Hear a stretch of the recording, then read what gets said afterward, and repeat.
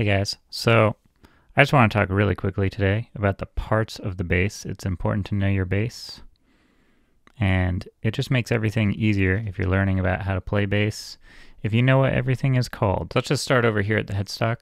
These are called the tuning machines. These are the tuning pegs. These are the string posts.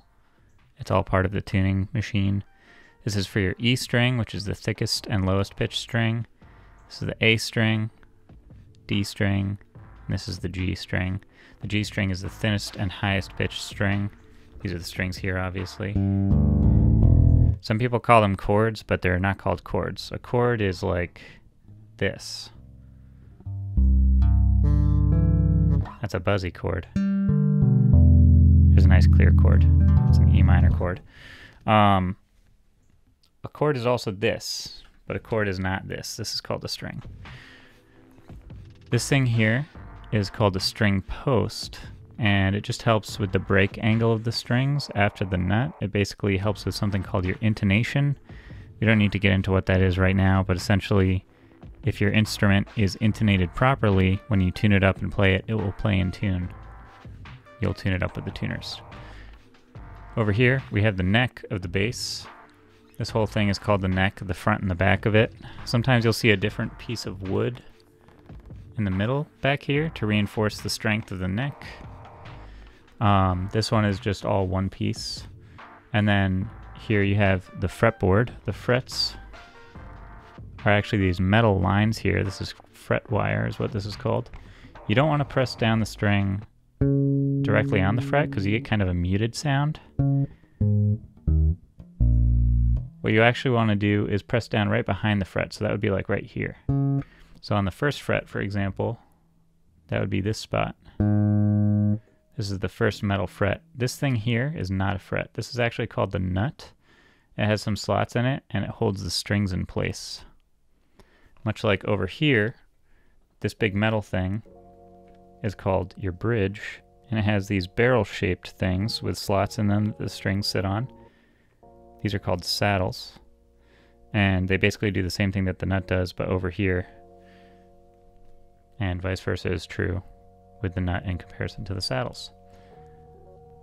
If you're playing your bass, you'll notice that it kind of feels the same no matter where you are on the neck. So that's why we have dots all over the place. Sometimes you'll have dots at different areas, but basically you have them at the 3rd, 5th, 7th, 9th, 12th fret. You'll notice that's a double dot. That's because this is an octave above the open string. That means it's the same note but higher up. That's true for any guitar type string instrument. 15, 17, 19, and 21. A lot of times frets only have, basses only have 20 frets or like 19 frets. Sometimes they might have 22 or 24 or 21. This one has 21.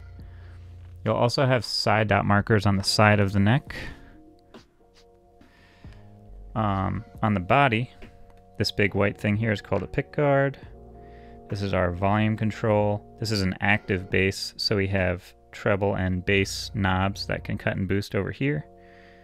This is the output jack that my cord or my 1/4-inch cable is plugged into.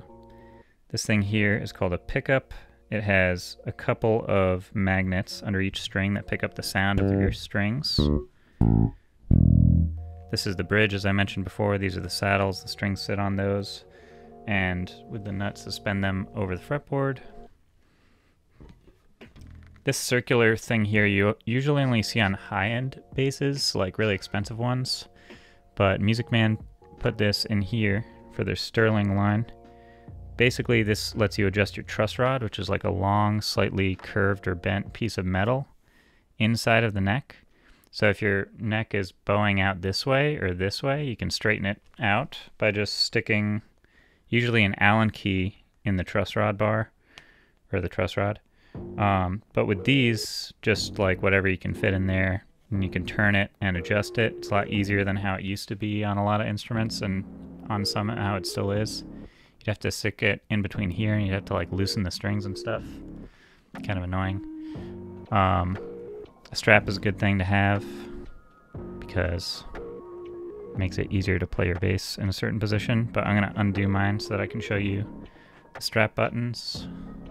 This is called the neck plate. It just bolts the neck to the body because this is a bolt-on neck bass.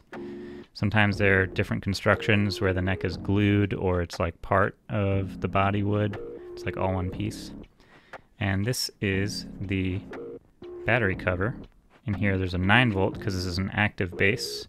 Not every bass is active, some are passive. But active ones need batteries. Anyway, those are all the parts of a bass. Let me know if you have any questions.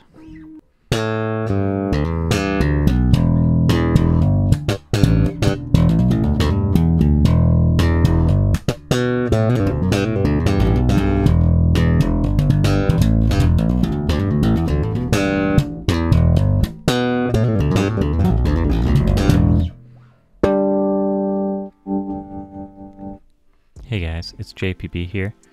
Check out my music on Spotify. I have a new beat tape dropping on Monday, and it's lo-fi, and you'll probably dig it. I also have another one coming out the following week. I've dropped 4 this year, and I dropped 5 singles last year, and there's a lot more music to come, so definitely come through. Check out the Spotify, hit that follow button. I'll leave a thing over here, and have fun watching more videos. Peace out.